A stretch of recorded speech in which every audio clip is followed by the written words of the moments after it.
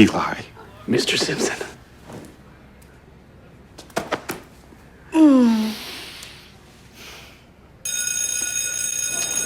Hello everybody, it's nysclips, and welcome to part 2 of a deep dive into the lore of Degrassi. In the last video, we discussed seasons 1 to 7, and in today's video, we are going over seasons 10 to 14. Some of you may be wondering, oh, what about seasons 8 to 9? After the original cast graduated in season 7, the show attempted to do some college storylines with the class of 06 and 07, but they were all absolutely awful. Do you wanna, please? And the show didn't really pick back up and start getting good again until that season 10 era. Season 10 of Degrassi premiered on July 19th, 2010. Everybody knew that it was just going to be a new, fantastic era. I definitely am a sucker for the later era of Degrassi, so today we're going to be getting into that. All of the characters, relationships, scandals, and lore. So without further ado, let's go ahead and get into our character overviews. First, we have the class of 2011. Pretty much all of them were not originally Degrassi students. I touched on this in part 1, but in season 6, there was a school called Lakehurst that had a lot of drama with Degrassi, which ended up leading to a main character. But in season 7, Lakehurst apparently burns down, so a ton of Lakehurst students start attending Degrassi. A big majority of the class of 2011 are these students. First, we have Holly J. Sinclair. You like low maintenance. Date a Honda. Right next to Spinner Mason, Holly J probably has the best development in the sense that she was an absolute when she came onto the show, but by the end of the show, she was a good friend, sweet, kind. Anya McPherson, who is Holly J's best friend. What's your favorite book? Do magazines count? She was really just Holly J's lapdog in the beginning, quite literally what Hazel was to Paige. Anya was that to Holly J. But honestly, it was 10 times worse because Anya would even dress exactly like Holly J, and they would pull up in matching outfits, and it's like, this is kind of weird. As the show goes on, Anya definitely grows out of that and becomes her own developed individual person. We have Sav Bandari. He likes to sing and play guitar, even though he's pretty awful at it.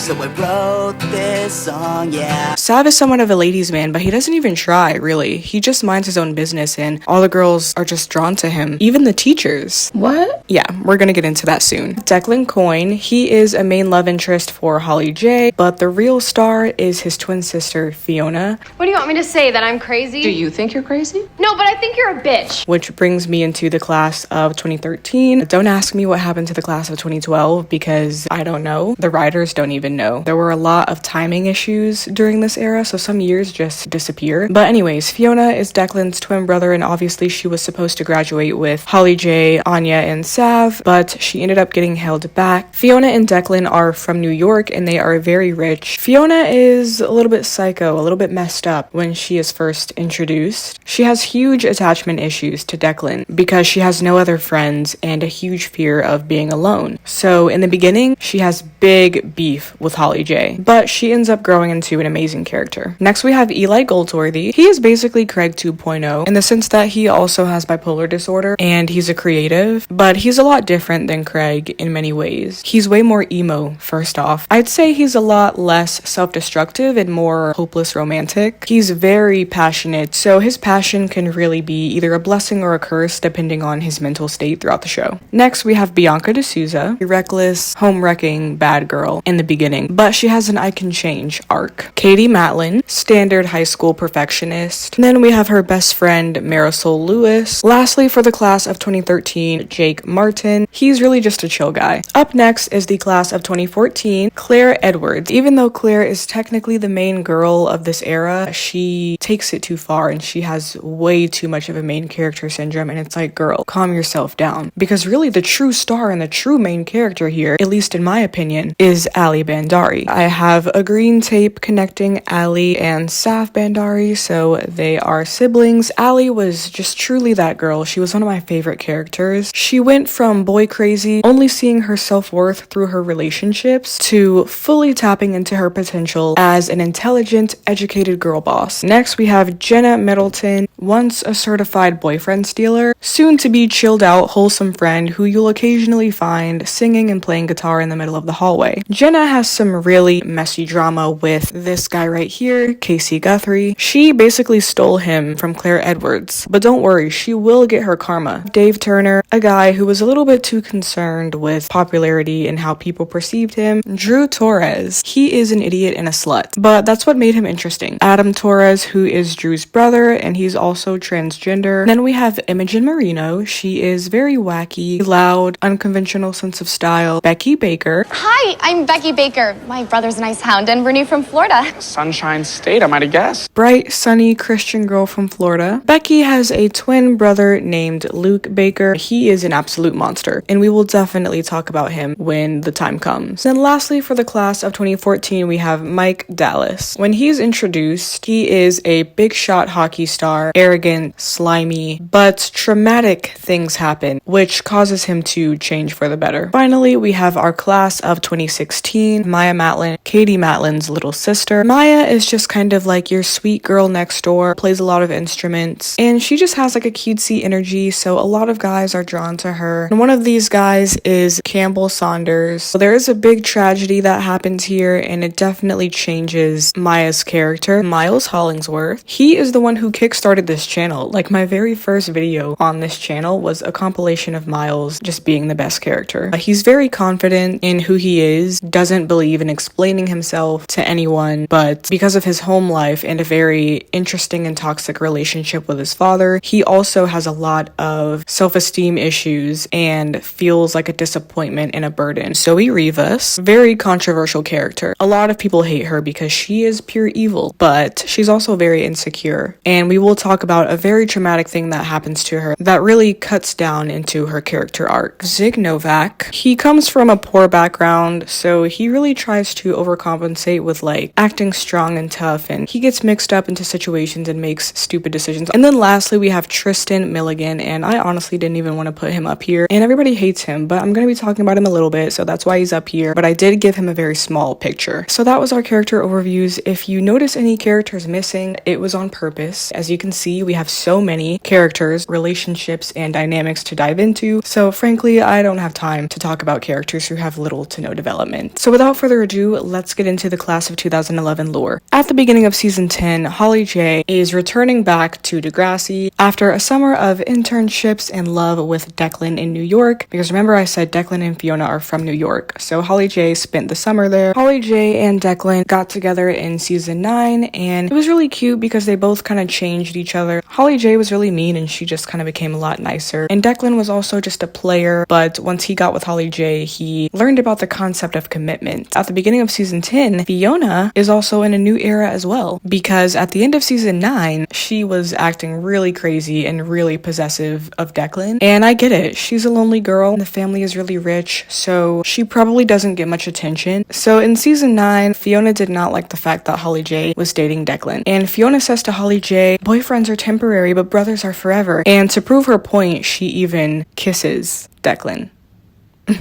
I told you guys she was crazy, that was not an exaggeration. But luckily, she has a lot of therapy. So in season 10, she has completely squashed the beef with Holly J, and everything is seemingly good, right? No, because this season, Fiona has an abusive boyfriend named Bobby. He pushes her down the stairs, slaps her, bruises her, and he also cheats on her. So this is just the beginning. Well, actually, it's not the beginning, because even in previous seasons, Fiona would abuse alcohol and was always getting wasted and crashing out. So rather, this is a continuation of Fiona's really big struggle with alcohol. An alcoholic at 17 is crazy. Anyways, back to Holly J. Holly J returns to Degrassi from New York. She was class president the previous year, so she comes back expecting the election to just be an easy dub. But Sav Bandari has also decided to run for president this year. So Holly J and Sav have a little cat and mouse, a little rivalry romantic energy here. But Anya, Holly J's best friend, also has romantic history with Sav. Throughout the previous seasons, Anya and Sav were very on and off again. They were super obsessed with each other, but Sav's Muslim parents did not approve of Anya because they really wanted him to marry a girl who was from their culture. So Anya was always Sav's dirty little secret, and in the end, he ended up breaking her heart. So now, fast forward, we have the whole president situation, and with the intentions of making Sav drop out of the race, Holly J considers conspires a plan with Anya, and she tells her to pretend that she is pregnant with Sav's baby. And it all adds up because they did sleep together on prom the previous season. Anya is on board with the plan because she wants to get revenge on Sav anyways for breaking her heart. Why do I suddenly crave pickles and ice cream? Maybe Daddy Bandari can pick some up. So yes, Anya lies to Sav, pretends she's pregnant. Surprisingly, Sav is being really sweet and supportive throughout the whole thing. So Anya's like, wait, is Sav actually a good guy? Fast forward, Sav actually wins the election because the entire school finds out about the pregnancy, and this actually helps Sav to win. So Holly J's plan completely backfired on her. But once Sav wins, he and Anya are like, wait, everybody still thinks I'm pregnant. What are we gonna tell everybody? So Anya and Sav go on to the school announcements and they fake a miscarriage. I had a miscarriage. Super bummer. Everybody believes the story, so now Sav and Anya are like, oh my gosh, we make a pretty good team. So they decide to get back together. But Anya is really putting her foot down this time. She's like, I don't want to be your dirty little secret to your family anymore. Promise me it'll be different this time. And Sav is like, whatever, bro, like just keep kissing me. Later on, Sav and Anya are making out at his house when his mom walks in. So Sav lies again and tells his mom that Anya is just a friend. So after this, Anya completely cuts it off and shuts it down. We were making out. But don't worry, Mrs. Bandari, it will never happen again. As she should. Back to Fiona, she is dealing with her abusive boyfriend Bobby in New York, and really nobody is believing her because, as I explained earlier, she has a reputation for acting out, acting crazy, and causing a scene. I mean, she kissed her twin brother for God's sake, so when she tries to tell people I'm being abused, unfortunately nobody really takes her seriously. So one night Fiona Skypes Holly J to tell her everything that's going on, and Holly J is literally the only one who is really showing her support. So eventually Fiona is like, F this, F New York, F Bobby. I'm going back to Degrassi to have a fresh start, to be friends with Holly J. And this is just one of the best friendships. Amazing enemies to friends pipeline. But Fiona, she soon has a gay awakening. So Fiona has a legal battle against her abusive ex-boyfriend. During this time, she literally drowns herself in alcohol to cope with all of the overwhelming pain throughout the case. Holly J helps her through this, and she's really there for her throughout the entire case. After Fiona wins her case against Bobby, she kisses Holly J. And from here on out, Fiona really has it bad for Holly J. Like, she is legit having dreams about her, and she immediately comes out to her mom, and she's like, I'm gay, I love Holly J. But Fiona understands that Holly J is straight. Holly J also understands and supports Fiona being gay. So the little crush situation doesn't affect their friendship at all. And it's just great. Like, this friendship was really the epitome of girls supporting girls. Anyways, Holly J actually has some of her own stuff going on. She starts dating Sav because he is student council president and Holly J is vice president, so they spend lots of time together. You're probably wondering, oh, what happened to Declan? Yeah, so basically this season, Holly J also struggles with some financial issues, and since Declan is rich, he starts throwing money at Holly J, buying her a bunch of nice things, and this doesn't really make Holly J feel very good because it makes her feel like Declan is just buying her and buying her love. Me personally, I would have accepted all of the money and gifts with open arms. Bling, bling, bling. Bitches is mad. But, you know, I can understand why she felt that way. So her and Declan do end up breaking up, and now she's dating Sav. After a while, Declan actually comes back from New York to Degrassi to visit, and he really misses Holly J and wants to get back together with her, even though she is with Sav. Okay, so during this, there is a particular scene where Declan tries to initiate sex with Holly J, and she's like, I'm with Sav, we shouldn't be doing this, no being the key word here. So after this, Declan should have backed off, right? But he's like, I miss you, I love you, this is right. So Holly J just kind of like gives in, and it's a little disturbing because you can tell that Holly J didn't really want to. So the next day, Fiona confronts Declan about this, and she's like, did Holly J even say yes? Did you ask her or did you force her? And immediately after this, Declan gets this look of realization on his face, and he's like, oh no, oh my gosh, she thinks I assaulted her, da-da. But Holly J does confirm to Declan that she doesn't think that he assaulted her. But this was an important storyline for people who are not aware of the fact that even if two people have history, you can never assume that someone just wants to do it. And they're like, you know, maybe we should just keep our distance. But Holly J is like, that's gonna be hard because I got into Yale. Declan has also gotten into Yale. So they're like, oh, we're probably gonna be seeing a lot of each other in college. So yeah, whether these two end up together is a little bit open-ended and up to the audience to decide. But on the topic of her and Sav, I hated this couple. I'm so sorry, but I feel like they just had no chemistry. Also, with Anya being Holly J's best friend, it was just weird. In Degrassi, a lot of best friend pairs share the same men, but with Sav, it was just a little bit weirder because he was so like off and on with Anya. It's kind of equivalent to if Allie were to date Eli, or if Manny were to date Sean. So this gave me that vibe, and I didn't like it. But Anya didn't really care about them two dating because she had her own stuff going on. Like, her mom had cancer and she started getting addicted to coke. So at that point, she definitely didn't care who Sav was dating. Anyways, after Sav and Holly J break up, Sav starts to take an interest in a teacher at the school. Her name is Winnie O or Miss O. Sav develops a liking to this teacher because they're both into music. She is the music teacher, and like I said, Sav is like a rocker, so you know, he's like, oh, this new music teacher is cute, she's fun, and she's young. And it's almost insane the levels that Sav went to bag this teacher. He writes a song about her and sends it to her, and then he goes to the club that she hangs out at after school hours. Then he starts calling her by her first name at school, and there's one particular scene where she is in class and she's trying to get all the kids to be quiet, and Sav busts into the classroom and tells all of her students to be quiet like he is her husband or something. Yo, you heard Miss O? Shut it!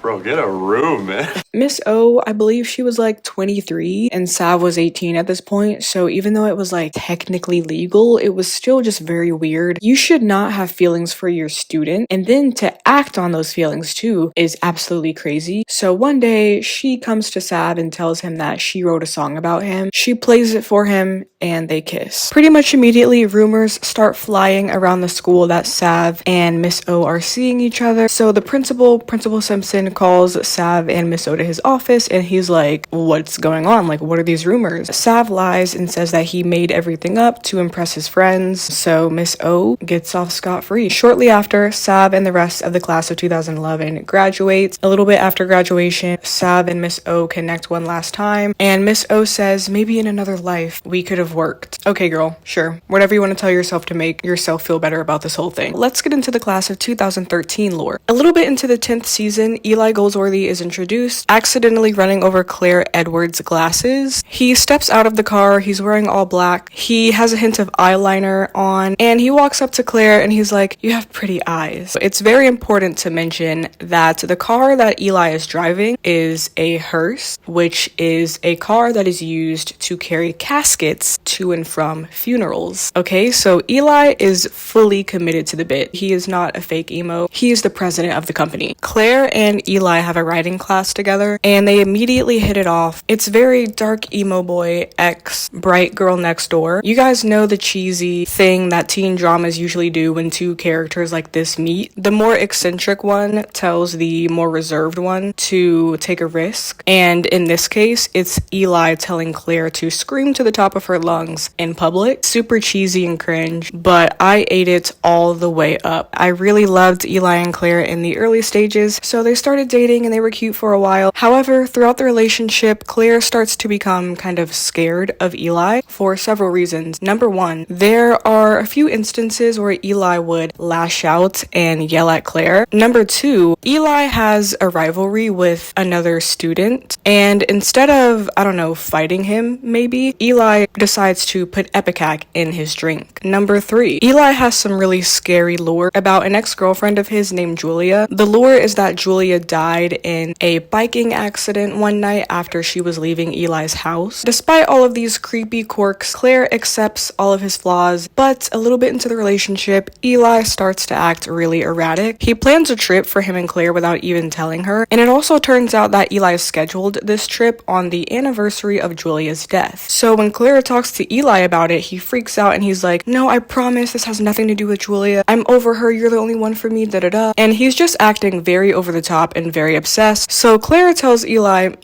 yeah, I think we need to take a break. I need a little bit of space from you. You're a little bit creepy and you drive a creepy car. So Eli is like, oh, you don't like my car? That's okay. I can get rid of that for you. So then Eli literally crashes his car into a wall on purpose. Eli is the true definition of a crash out. So after Eli crashes his car on purpose for Claire, Claire is definitely like, nah, you're crazy. We need to break up. After Eli and Claire break up, spring break happens. After spring break, Claire returns to Degrassi. She sees Eli in the hallways and he doesn't seem heartbroken at all. He seems like he just doesn't care and is not at all affected by their recent breakup. This really bothers Claire. So one night there is a little get together and Claire makes a huge dramatic scene accusing Eli of never getting over his dead ex Julia, and she's just yelling at Eli. She's like, it took you a year to get over your ex. You dated me for 3 months and now you're just over me. A year to get over your ex? Did you ever love me at all? And it's just like, who the frick does she think she is? I mean, the guy literally already crashed a car into a wall for you. What else do you want him to do? I know that 3 months can seem like a lot to high schoolers, but comparing it to his dead ex, you have to be kidding me. Anyways, Eli clocks her and tells her the reason he has no emotions is because he's been diagnosed with bipolar disorder and is so numbed out from all of the medication he's taking. So then Claire is like, oh, oops, I'm so sorry. Yeah, that's what I thought. But at the end of the day, she really has nothing to worry about because Eli will crash out over Claire again. Claire starts dating this guy named Jake Martin, and literally his dad is dating her mom. He is fully living at her house, staying in the room right next door to her, full on brother and sister core, and eventually their parents do get married and they just continue to date. I don't care if they met before they knew about their parents. Once I find out my mom is dating your dad, goodbye. Okay, that's a complete turnoff. But anyways, in the middle of this Claire and Jake relationship, this is when Eli starts to crash out once again. Eli goes completely off of his meds and writes a play called Love Roulette in the hopes of winning Claire back. In the midst of putting on this play, Eli meets this girl right here, Imogen Marino, and Imogen is completely obsessed with Eli, but as we all know, Eli is completely obsessed with Claire. So Eli has Imogen play the role of Claire. One day, Imogen comes to Eli's house and they're going over lines for the play. Imogen, she's like reading out the lines as Claire. So when they're rehearsing the scene, Eli starts kissing Imogen, and Imogen gets excited because she thinks that he is kissing her, but technically he's not because they're acting out a scene in the play. So Eli's mentality is that he is kissing Claire. The next day, things get even more crazy. It is the opening night of the play, and before the play goes down, Eli has one final plan to sabotage Jake. Eli instructs Imogen to plant his meds that he has but is not taking at the moment. He tells Imogen to plant these meds in Jake's locker so that when the school does like a drug sweep, they'll find them in his locker and he'll get in trouble. But instead of planting the drugs in Jake's locker, Imogen plants them in Claire's locker because she wants to get rid of Claire so that she can have Eli all to herself. So once Eli finds out that Imogen sabotaged Claire instead of Jake, he absolutely flips out and he starts yelling at her and he's like, don't you get it? You are to me what I am to Claire and I am nothing to her. That night, Eli has completely lost control. His mental state is like at an all-time low, and at the end of the play, he goes off script, has a crash out on stage, lights the script on fire, and dramatically falls to his knees. Whew,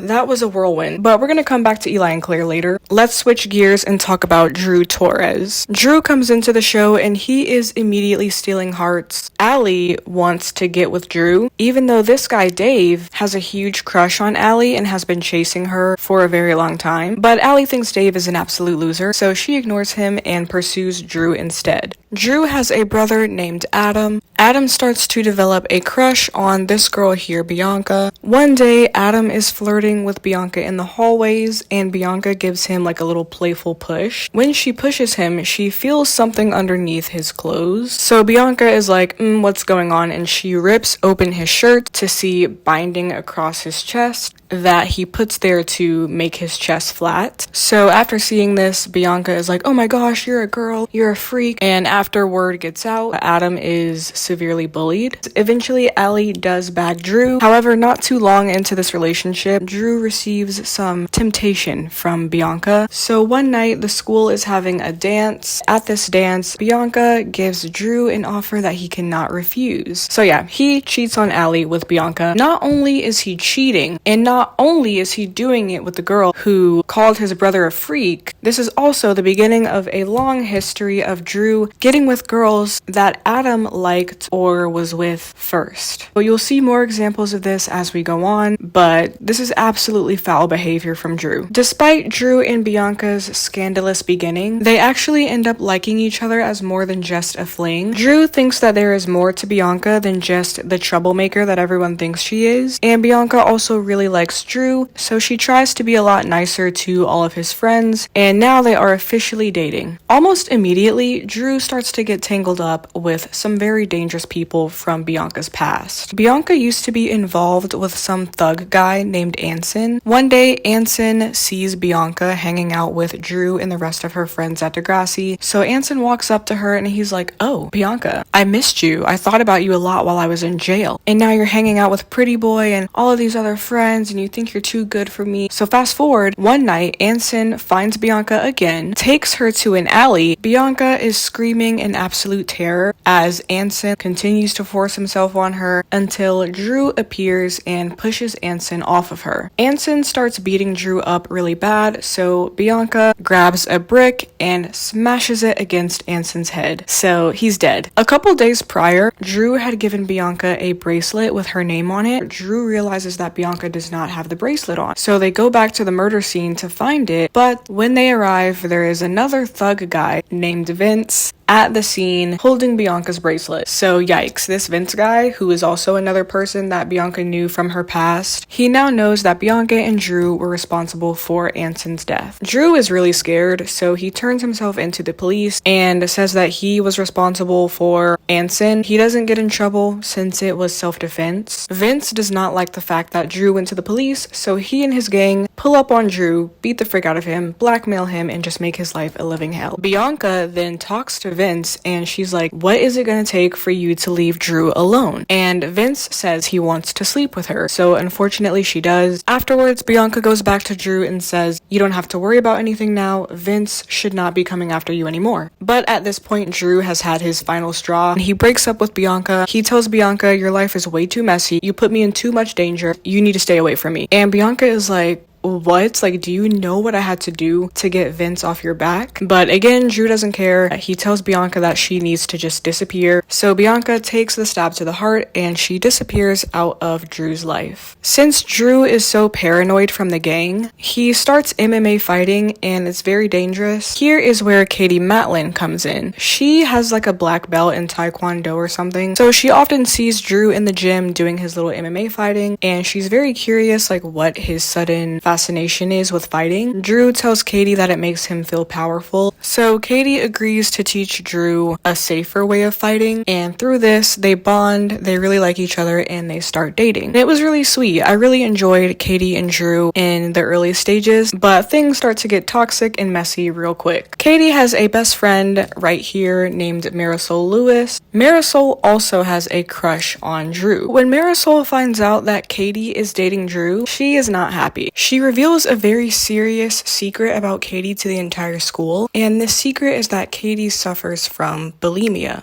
Why would you do that? To reveal that kind of information about your best friend over a boy? It's never that serious. Somehow Katie does end up forgiving Marisol for this, and it's really funny because even though Katie forgives Marisol, Drew is like, okay, you can forgive her, you can be friends with her, but just know that I do not like that girl. And Drew was so real for that, because if anyone did that to me, trust, I would never be talking to them again. What's going on with Bianca during all this? Well, ever since Drew cut her off, Bianca has been keeping close contact with Vince. She's been doing all kinds of stuff for him, selling his drugs, hooking up with him, but the only reason she's doing all of this is to keep Drew safe, because Vince has still been threatening to attack Drew again if Bianca doesn't do what he says. This really shows how much Bianca cares about Drew, because she really wants to be a better person and completely cut ties with her past reckless life, but she is sacrificing that to keep Drew safe. One day, Drew sees Bianca outside of Degrassi talking to Vince. So Drew confronts her and talks to her for the first time ever since he cut her off. And he's like, hey, I saw you talking to Vince, like what's going on? At first, Bianca doesn't want to tell Drew, but after continually asking, Bianca does tell Drew that Vince is forcing her into a relationship and she can't leave or else he will attack Drew again. Drew promises to help Bianca out of this relationship, so he organizes a secret meeting with Vince behind Bianca's back, and he also invites Bianca to prom alongside him and Katie to show her that he is sorry for cutting her off and that he wants to be friends with her again. So Bianca goes to prom with Drew and Katie is not happy about this. She's like, who is this girl third wheeling on our prom date? But later on, Katie's jealousy is kind of the least of everyone's problems, because at prom, Vince shows up, pulls out a gun, and starts shooting. We can assume he was aiming at Drew, but I guess he has terrible aim because the bullet does not hit Drew, it hits his brother Adam. So I guess honestly, even though Vince's bullet didn't hit the right person, his goal was still met because he ended up shooting someone who was close to Drew. So he was probably like, a win is a win.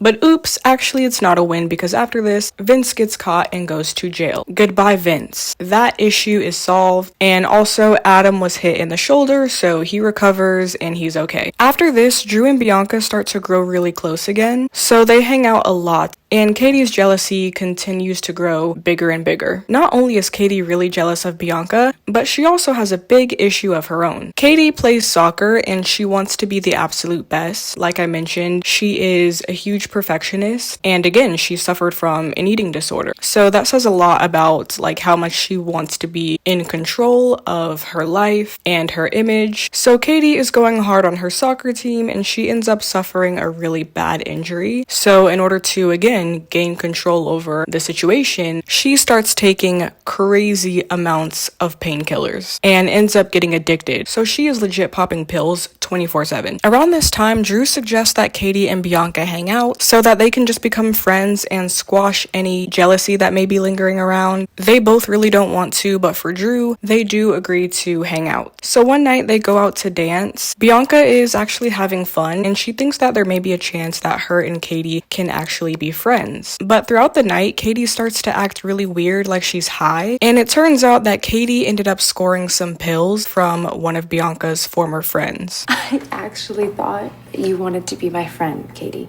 Well, Bianca, I already have friends. After this, Bianca goes to Drew's house to tell him that things between her and Katie are not gonna work. And Drew is like, well, okay, what do you think I should do? And Bianca tells Drew, if I were you, I would break up with Katie so you could be with me. Yeah, immediately after she says this, Drew kisses Bianca. The way he kisses her, it's like he's been yearning to do that for a very long time. So clearly the feelings never left. Bianca pulls away from the kiss because she doesn't want to be a homewrecker anymore, okay? That was her past self. So Drew says that he will break up with Katie, but the next day Katie is sobbing in Drew's arms because her mom found out about her pill addiction and she has to quit soccer and go to rehab. Obviously there's no way Drew can break up with Katie in this state, so he stays with her all throughout her rehab and waits until she gets better, and then he breaks up with her. Obviously, Katie is shattered and she's like, what? What did I do? Is there another girl? And since Katie has beef with Bianca, Drew lies and says there is another girl, but you don't know her, she doesn't go to Degrassi. For some odd reason, Katie does not fully grasp the concept that Drew has broken up with her. So later on that night, Drew throws a big back to school party because like after the whole rehab thing, it's now a new year. Katie pulls up to the party, convinces Drew to talk, and they both go up to Drew's room. This scene is kind of uncomfy because Drew is very clearly drunk. Katie asks if he's drunk and he says no, so she just takes his word for it. So they talk and end up sleeping together. After this, Drew stumbles down the stairs into the party and he's like, woo, I did it, I had sex. After this, Katie thinks that her and Drew are back together, but Drew finally decides to just be straight with her and he's like, I'm breaking up with you, we are not getting back together. Bianca is the other girl, I'm in love with Bianca and I want to be with her. Yeah, Katie does not like this, so she decides to do something really evil. Remember how after he and Katie had sex, Drew came down the stairs like, woo, I did it. Yeah, so Katie decides to release this tape to the entire school. So one day there's like a school assembly, every single student is in the gym. So Katie plays this tape on the big screen. After seeing this, Bianca is obviously pissed, but she forgives him pretty quickly and they get back together officially. Let's talk about Casey and Jenna lore. So Casey and Jenna are together. In season 9, Casey was dating Claire. Jenna was a new student at Degrassi. She was friends with Claire and she was like,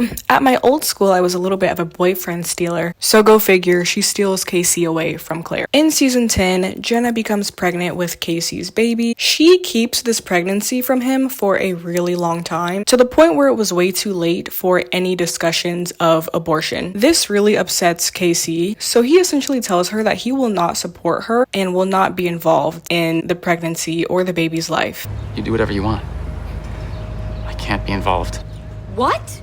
You're gonna make me go through this alone? Yikes. But once his mom finds out, he does apologize and accepts full responsibility for the child, but this doesn't really matter anyways because throughout the pregnancy, he's still a trash partner. He does not show up to parenting or birthing classes with Jenna. He does not help set things up, and there's even one time where he promises to build a crib, but instead, he is out playing basketball with the boys. You told me to play basketball! Eventually, Jenna has this baby, and afterwards, the disaster just gets even worse. Casey gets a job at a restaurant as a busboy, and you know who else works at this restaurant?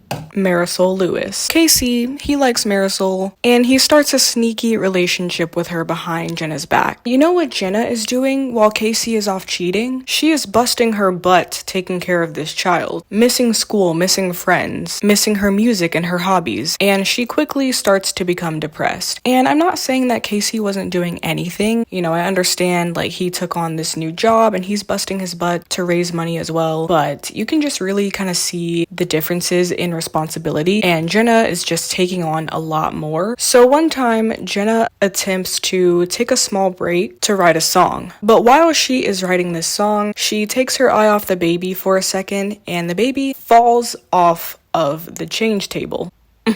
It's not funny. Let me not laugh. At the hospital, Casey devours her and makes her feel really bad. Also, since the baby fell, the hospital calls CPS on them to make sure that there's no serious neglect going on and to make sure that the baby is in a stable environment. Newsflash, the environment is not stable. Jenna and Casey are living with Casey's mom, and it's just a small apartment because Casey's mom is broke too. She just recently got out of jail not too long ago. So, a baby living in a small apartment with two teenagers and an ex-convict, environment not stable. To add on to this, the day that CPS is scheduled to make a visit, this is when Jenna discovers Casey's relationship with Marisol. So they get to arguing and Jenna ends up conking Casey across the head with her guitar. Jenna eventually comes to terms that her and Casey are not capable of raising this baby, so she wants to give the baby up for adoption. Casey doesn't want to because he's an idiot, but Jenna does not care. She is putting her foot down. She says, we are giving this baby up for adoption. I am breaking up with you. I'm moving out and I'm never talking to you again. So this is exactly what happens. This is a lesson to any and everyone who is thinking about stealing another girl's man.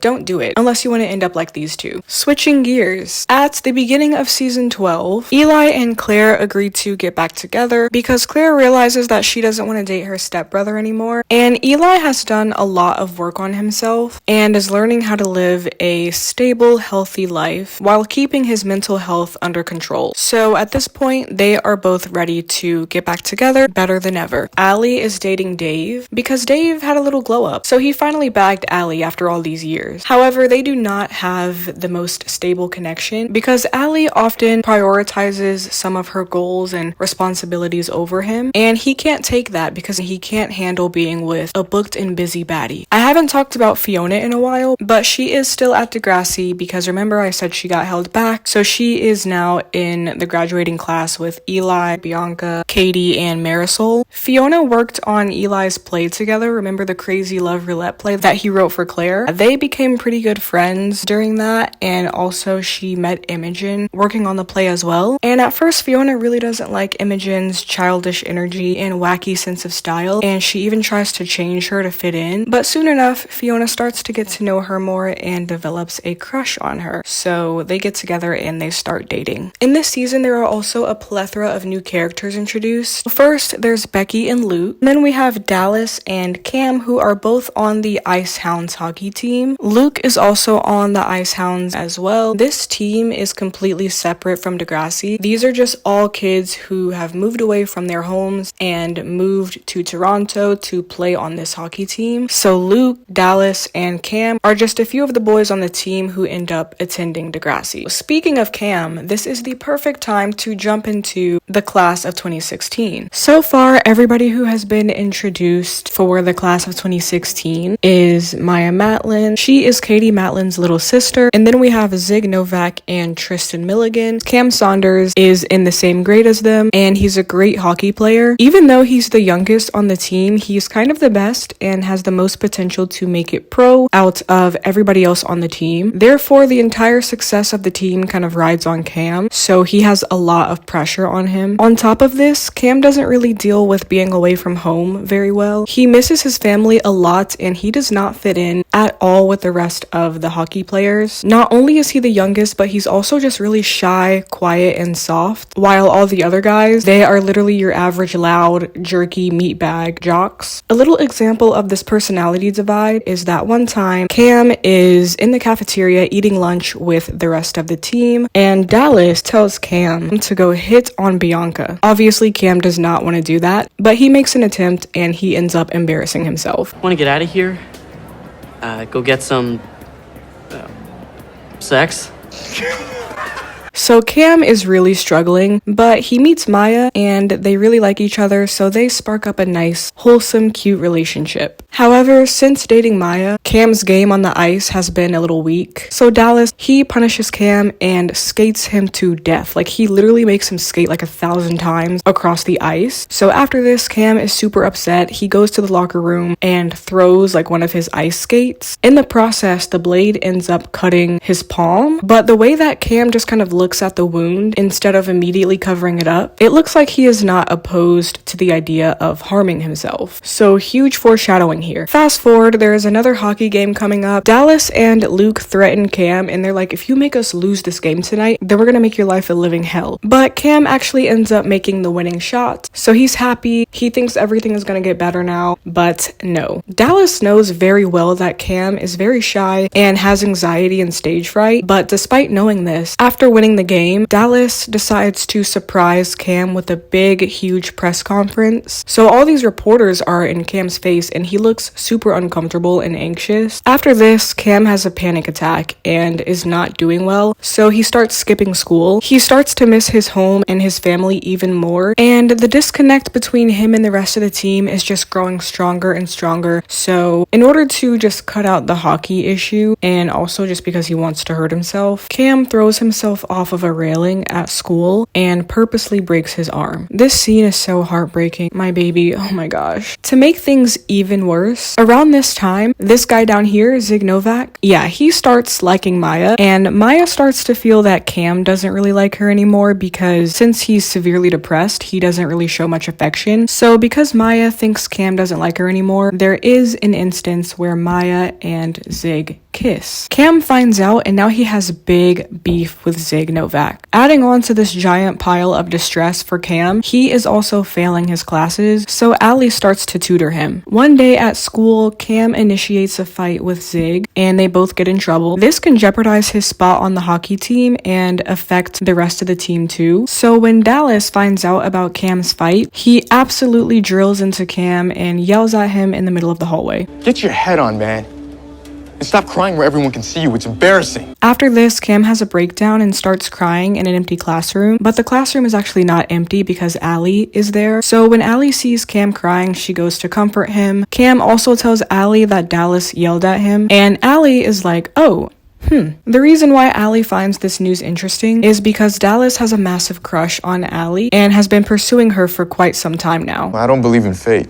I believe in hard work, and I'm willing to work very hard for you. So when Allie finds out that Dallas has been mean to Cam, she calls him and tells him that he needs to play with somebody else because she's not the one and she does not date bullies. Period. And before we get back to Cam, just a super quick backstory on how Allie and Dallas met. So remember, Allie was dating Dave, but Dave was always complaining about how Allie always had something else going on and how she was never prioritizing him. She also tries to get an early acceptance into MIT, so she is always doing like homework and assignments, and this makes Dave really angry. So Allie organizes a lunch with Dave to try to reason with him and talk everything out, but after running late on another tutoring session with Cam, she's late to the lunch. She's like, I'm sorry I'm late. The student I'm tutoring is really struggling. And Dave is just like, oh, there's always something. There's always an excuse. He dips on the date, leaves Allie with an unpaid bill. So she's just sitting there bawling her eyes out. And this is when Dallas walks in. He finishes lunch with her. And since she has been busy with school and trying to get into MIT, she really hasn't had much time to have fun. So Dallas takes her out for a night of fun. And it's just really cute. I think I'm going to make an entire video analysis of Allie and Dallas. So stay tuned for that soon. So now back to the Cam situation. Dallas made Cam cry. Allie finds out. So they are not on good terms right now. Later that night, Cam apologizes to Maya for starting the fight with Zig. She forgives him and they spend the night together, but little did Maya know this would actually be the very last time she will ever see Cam. The next morning, Cam is waiting on the steps at the school for Maya and Zig appears. Cam starts to taunt Zig a little bit. He's like, I hope the black eye I gave you doesn't hurt too much. In the end, I got Maya, so I win and you lose, da da da da. So then Zig decides to double down and he just starts going in on Cam. He's like, I don't even know why Maya forgave you. You're a psycho. There's something wrong with you and it really sucks that Maya has to deal with it. And if you really cared about her, you would get out of her life forever. Obviously, this is not good because Cam is depressed, and the way Zig framed his words, it was giving very much you're a burden to Maya. When people are depressed, they already feel like such a burden to other people in their lives. So after hearing this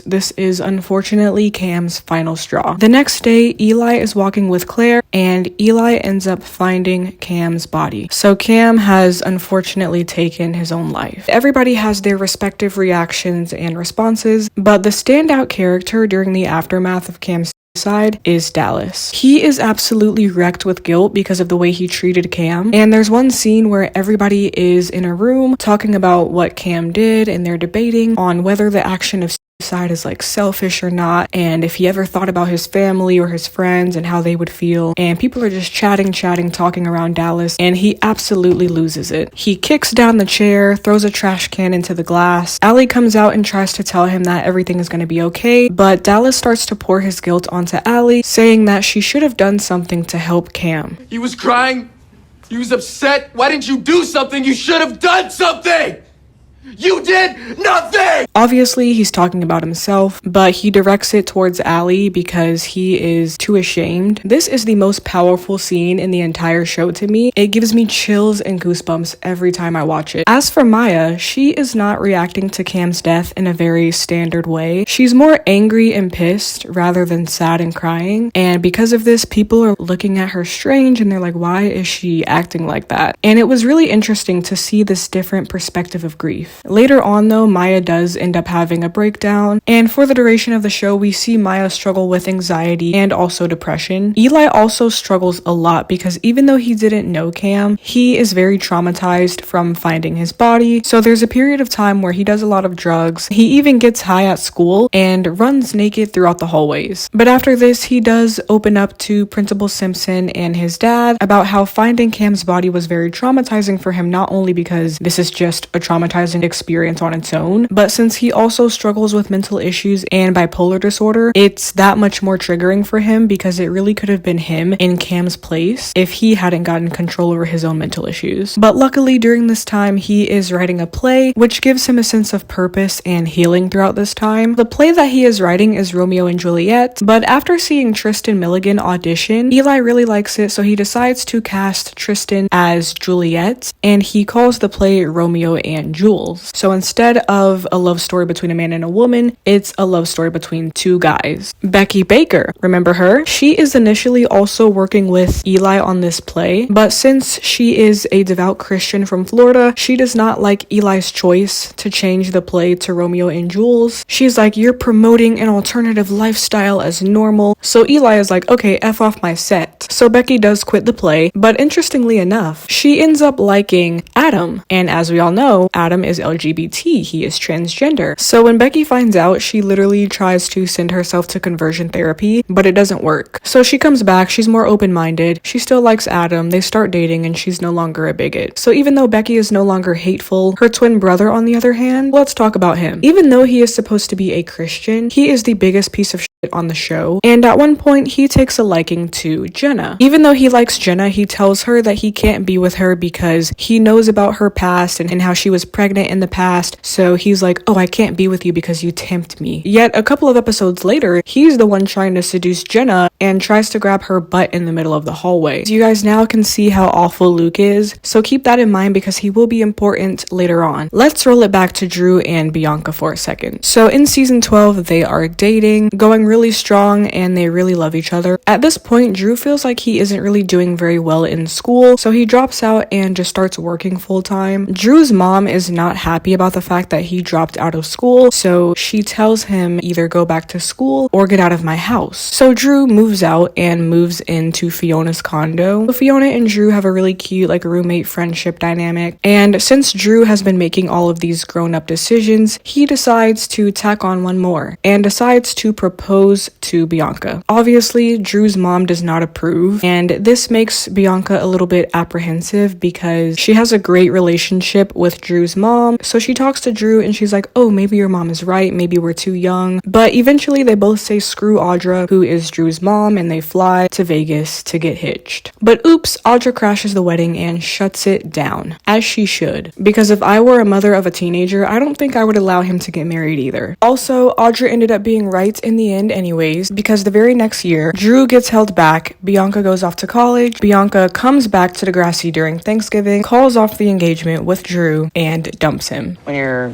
girlfriend goes away to university, comes back for Thanksgiving and dumps your ass. So after everything, after the Allie cheating drama, gang drama, Katie drama, the wedding drama, it's just over. As painful as it was to watch, I honestly thought it was a realistic choice for the writers to break them up because that's just what happens. You go through so many changes when you go off to college. Now, let's introduce some brand new characters. In season 13, we have Miles Hollingsworth and Zoe Rivas introduced to the show. They're in the same grade as Maya, Zig, and Tristan. Zoe is an ex-TV star who gets kicked off of her show for doing drugs, and since she was just kicked off of her show and she has to attend public school with all these regular common people now, she's really bitter and really mean. She dates Miles for a little while, but Miles does not like her mean act, so he breaks up with her and starts taking an interest to Maya. Zoe does not like this, so she's super mean to Maya, and they are enemies for the entirety of the show. Miles is a rich kid who has huge daddy issues. He really desires genuine love from his father, but never gets it, so he continually acts out for his attention. And there's kind of this endless cycle between them where Miles wants his father's attention, so he does something stupid, which causes his dad to get really upset and abuse him emotionally and physically. He compares Miles to his siblings, uses him for publicity, cheats on his wife, and the list goes on and on. So because of this, Miles challenges his authority even more and continues to act out. So the relationship between Miles and his father is really just a toxic cycle. Like I said, Miles likes Maya, so they begin a relationship. But remember Zig? Yeah, he's still head over heels for Maya as well. After Cam's suicide, Zig has a huge rebrand, and he is no longer the skinny, nerdy kid, but he is now a thug who wears his shirts with the sleeves cut off. He already came from a poor family, but in season 13, he gets kicked out of his house, so he starts getting involved in gang activity, and since Miles is dating Maya now, Zig has a huge rivalry with Miles. Take him. Watch it. Is that all you got? Come Come on, rich boy, get up! One day, Miles throws a big party at his house to piss off his dad. At this party, Zoe Rivas is in attendance, and she's very, very drunk, blackout drunk. Miles is also drunk, and around this time, Miles is having issues with Maya because of the whole love triangle with Zig. So because of this, Miles is really drunk at the party and almost hooks up with Zoe. Luckily, nothing happens because Miles's friend Winston appears and interrupts whatever was about to happen. After this, Zoe passes out, so Miles and Winston take Zoe to the pool house and leave her there for the rest of the party. Zoe wakes up the next morning and feels very uncomfortable because not only was she blackout drunk at the party last night, but she also wakes up with her underwear just flung on the floor across the room. She doesn't remember anything from the previous night. Eventually, a video of Zoe from the party goes around the school, and in this video, Zoe is obviously drunk, and there are two guys standing over her, touching her, kissing her, and it is absolutely disgusting. The piece of the video that got leaked, you can't see who the guys are because one person is recording, and the other person, you can only see his arms, but you can clearly see that this person is wearing a Degrassi basketball jacket. Becky and Imogen are the head of like the Degrassi news channel, so when they see this video, they start a school-wide investigation to figure out who the frick these two guys are. There's a girl named Grace who is friends with Maya. I didn't put her on the board because I'm really not going to be talking about her other than now, but somehow she knows how to hack. In every teen show, there's always somebody who can hack, and in Degrassi, Grace is that person, and she sends a message to the entire basketball team that says, "I'm coming forward to the police." So now that Grace has sent this message to the entire basketball team, all Becky and Imogen have to do is wait to see which two basketball players are talking to each other and arguing, because if one guy threatens to go to the police, obviously the other one would put up a fight. So whichever two basketball players looks like they're arguing, these has to be our two guys from the video. So fast forward, Becky sees her twin brother Luke, who's on the basketball team, arguing with another guy on the team in the hallway. Becky then talks to Luke and pretends that she needs his phone to call their mom, so he gives her his phone. She looks through the camera roll, and lo and behold, she finds the video of Zoe drunk at the party. Becky confronts Luke and she's like, "Please say psych. Please tell me I'm imagining this and tell me you did not do this." And Luke is like, "Oh, but she was flirting with us. She was saying we're sexy, da-da-da." So after this, Luke gets nervous and he comes forward to Zoe. After seeing Luke's face, she immediately realizes that he is one of the guys who assaulted her, and he tells her not to make a big deal out of it. He tells her he has too much to lose and he cannot have this news spreading around. But at first, Zoe agrees to be quiet, but later on she sees him flirting with one of her friends in the hallway, so she loses it. She's like, hell no. She goes up and pushes Luke off of the girl and confesses to the entire school right there in the middle of the foyer that he is the one who assaulted her. Becky is really awesome in this moment because even though that's her brother, she stands by Zoe and confirms that he indeed assaulted her and that she saw the videos in his phone. Becky even testifies in court and tells the judge about the videos, so period. This guy is now behind bars and we don't have to worry about him anymore. In season 13 and 14, there are so many love triangles. Up first, we have Becky, Imogen, and Adam. Adam and Becky have been dating for a while, but during the summer, Becky goes back home to Florida. Imogen and Fiona are broken up now because Fiona's class has graduated. So while Becky is back in Florida for the summer, Imogen uses this opportunity to shoot her shot with Adam. She doesn't seem to care at all that he already has a girlfriend, and it truly pisses me off. Imogen and Adam end up hooking up. After this, Adam feels really guilty, so he's on his way to go apologize to Becky, but he's texting and driving, the car swerves, and he dies. Rest in peace, Adam. Remember how in the beginning of the video, I said that Drew often dated girls who were with Adam first? Later on in the show, Drew actually dates Becky, and it's just so wrong on so many levels. The next love triangle that I want to talk about is between Drew, Claire, and Eli. Like I said, Drew and Bianca are no more since she dumped him after she went to college. Eli and Claire are also having some issues because Eli is also in college. college. Apparently, college high school relationships do not work out in Degrassi, even with the original Degrassi cast. So don't date anyone older than you if you go to Degrassi, because once they go to college, you're gonna have issues. Anyways, in college, Eli is super busy and he also ends up kissing another girl. So he and Claire break up for a little while. Since Drew and Claire both have their respective relationship issues, they end up starting a little affair. And I'm so sorry, guys. I'm gonna be honest. I absolutely ate this up.